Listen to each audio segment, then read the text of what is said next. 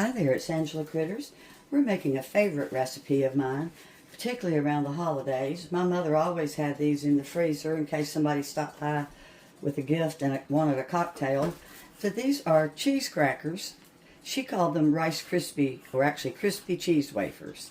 But nowadays people pretty much call them a crispy cheese cracker. And I've got 2 cups of all-purpose flour, which I sifted, just because some recipes I think are just better sifted, but if you don't have a sifter, don't worry about it. You could also use a tea strainer and just push your flour through. So we've got the 2 cups of all-purpose flour that I sifted, which you did not have to do. I've got half of a teaspoon of salt. I would say that this is 2 good dashes of Worcestershire sauce. Then we've got some garlic powder. I've got 1/4 of a teaspoon of garlic powder. Got a little bit of smokey paprika. I got a little flour in there. That is half of a teaspoon of smokey paprika. And then I've also got cayenne, half of a teaspoon of cayenne. Now the recipes call for a dash of fresh cracked black pepper. I could not find mine, so I've just got a little bit of black pepper also. We have 2 cups of Rice Krispies, and we have 1 cup of softened butter that's unsalted. We use unsalted because we are adding our own salt. So I'm going to mix these up by hand. I'm not going to use a stand mixer. It just makes a big mess. I have even let my cheese get to be room temperature, and this is very important because I know a lot of you are looking forward to this recipe. Please do not use bagged cheese. There's so much water in bagged cheese that it's going to make these kind of greasy. So you're going to want to take the time to go ahead and grate your cheese. If all you can do, if you don't have the capability to grate with your hands, go ahead and use bagged cheese. I also put my crackers on parchment paper to absorb some of the grease. Then when they come out of the oven, they go straight to my paper towels. Just to get started, the first thing I'm going to do, incorporate all my dry ingredients. There goes my salt. Here comes my garlic powder. We've got my smoky paprika and my cayenne pepper. Now my mother and her era, back then, they always use Tabasco sauce. If you don't have cayenne pepper on hand, feel free to use your Tabasco sauce. But you want a little heat. Now, I'm using double the cayenne. My recipe calls for, let's see, it was 1/4 of a teaspoon of cayenne, but we like heat, so I'm using a half. I've had them hotter and spicier than this. But that's the first thing you're going to do. Like I said, you're going to get your dry ingredients incorporated. I've had a few people ask me why I always bake with unsalted butter. Well, the reason is I don't know how much butter was in this salt that was put together. I have no idea. But if I'm in charge of the salt by me adding salt to my unsalted butter, I know exactly how much salt is in the recipe. Now, if all you have on hand is unsalted butter and you want to make these, reduce your salt just a little bit that I showed you in the recipe. You'll see I've got my softened butter. It's patted up. And I really do not do this in a stand. I'm going to mix this by hand. So I'm going to go ahead and start adding just a little bit of cheese at a time as I start pinching this together with my hands. You can wear gloves if you want.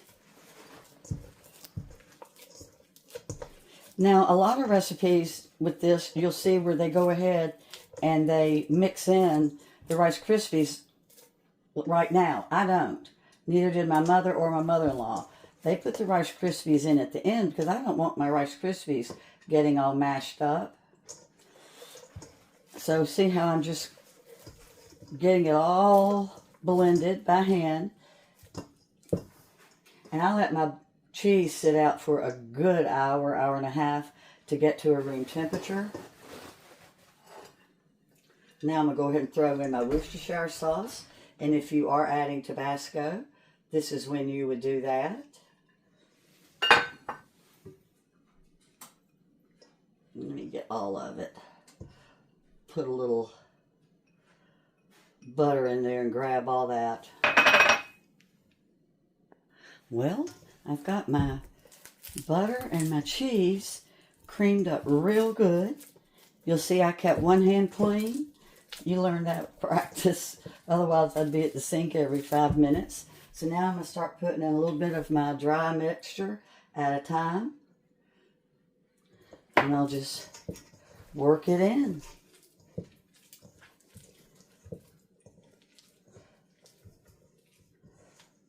And then just add a little bit more. I don't want to do too much at a time and get them dried out. All right, now I'm going to go ahead and use both hands. And I'm really working it together good before I put my Rice Krispies in.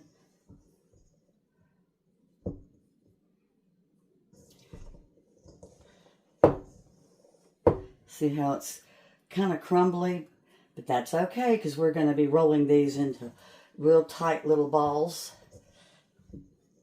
I've got a little bit of flour at the bottom. I got to get worked in. And please do not try to do this with beaters. I made these a couple days ago. I gave that batch away because my camera messed up. And I did it with the beaters, and I worked for an hour, it seemed like, getting the batter out of the beaters. It was just a mess. And I'd forgotten. I swore I would never do that again.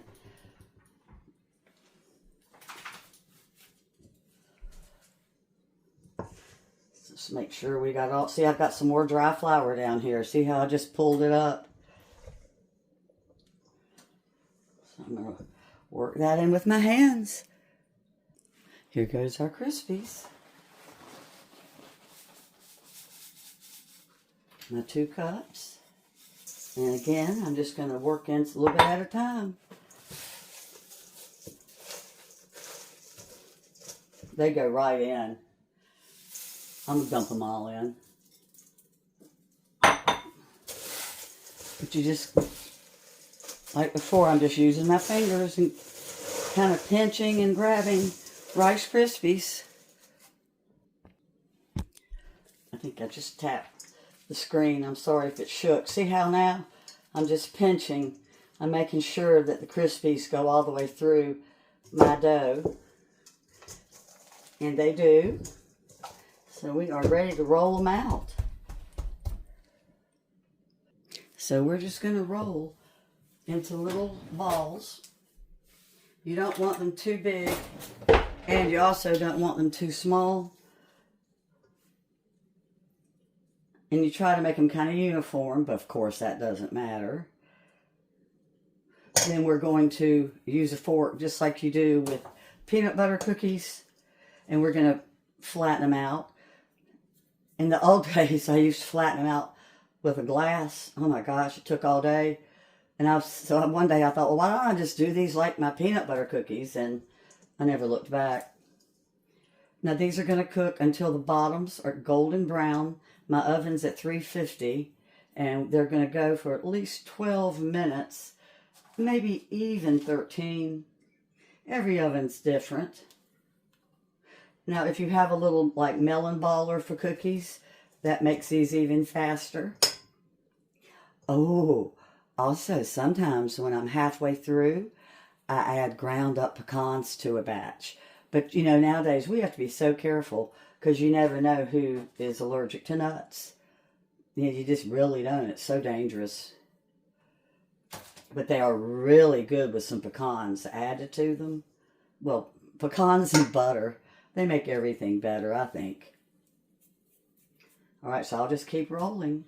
And I'm using parchment paper because a lot of times people used to always say, oh, mine were kind of greasy. But back in the old days, we didn't know that butter was better, so we cooked with margarine, which was much greasier. But as these cook, some of the grease is going to come out onto the parchment paper. Then we're going to take them off, and we're going to put them on paper towels to make sure they're really crispy. So let's press. And you kind of roll, just like you do with a peanut butter cookie.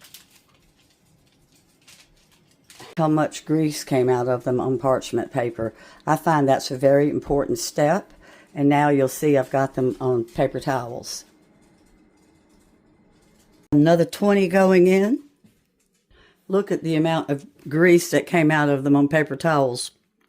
That's a very important step, like I said, is to put on paper towels after they're hot out of the oven while they're cooling. I also wanted to tell you, if you're doing lasagna or spaghetti for a family party or company coming over, you can make these with freshly grated Parmesan cheese. Ooh, are they good. Wish you could smell them. If I could invent smell-o-vision or taste-o-vision, I'd be rich. Look, see how it's just a light golden brown. Oh. Look at that. The flavor is amazing.